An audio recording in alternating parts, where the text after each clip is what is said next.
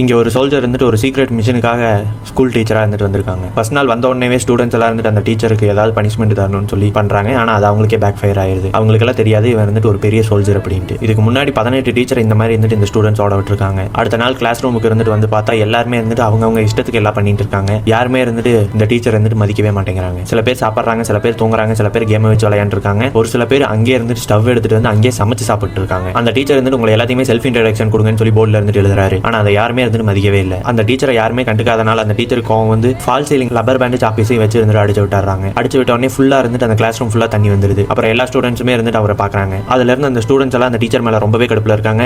Welcome to my class. அதுக்கு அடுத்த நாள் கிளாஸ் வந்துட்டு வந்ததுக்கு அப்புறம் அந்த டீச்சர் டேபிள் மேல உட்காந்துட்டு நான் உங்ககிட்ட 3 கொஸ்டின் கேட்கறேன், அதுக்கு மட்டும் நீங்க கரெக்டா ஆன்சர் பண்ணிட்டீங்கன்னா நான் இன்னைக்கு கிளாஸ் எடுக்காம போயிடுறேன் அப்படின்னு சொல்லி சொல்றாங்க. அந்த சோல்ஜர் டீச்சர் வந்துட்டு ரொம்பவே ட்ரிக்கான கொஸ்டின்லாம் கேட்டு ஸ்டூடெண்ட்டை ரொம்பவே என்டர்டைன்மெண்டா வச்சுக்கிறாங்க. இதையெல்லாம் பார்த்த ஸ்கூலோட பிரின்சிபல் இருந்துட்டு ரொம்பவே ஷாக் ஆயிடுறாங்க. இந்த ஸ்டூடெண்ட் யார் சொன்னாலும் கேட்க மாட்டாங்க, ஆனா இவரோட கிளாஸ்ல இருந்துட்டு நல்லா கவனிக்கிறாங்களே அப்படின்னு சொல்லி ஷாக் ஆயிடுறாங்க. ஒரு நாள் கிளாஸ்ல இருந்துட்டு ரொம்பவே ரவுடித்தனம் பண்ணிட்டு இருக்க பையன் வந்துட்டு காணாம போனதுனால அந்த ஸ்டூடெண்ட்டை தேடி இந்த டீச்சரே இருந்துட்டு வந்துடுறாங்க. அங்க போயிட்டு என்னோட ஸ்டூடெண்ட் ஒருத்தங்க வந்தானா அப்படின்னு சொல்லி கேட்கறாங்க. ஆனா அங்க இருக்க எல்லாருமே இருந்துட்டு கிக் பாக்ஸர்ஸ், எல்லாருமே இருந்துட்டு ரவுடிசம் பண்றாங்க. இதே மாதிரி இன்ட்ரெஸ்டிங்கான மூவி எல்லாம் பார்க்கணும்னா என்ன ஒரு ஃபாலோ பண்ணி வச்சுக்கோங்க. Stay tuned.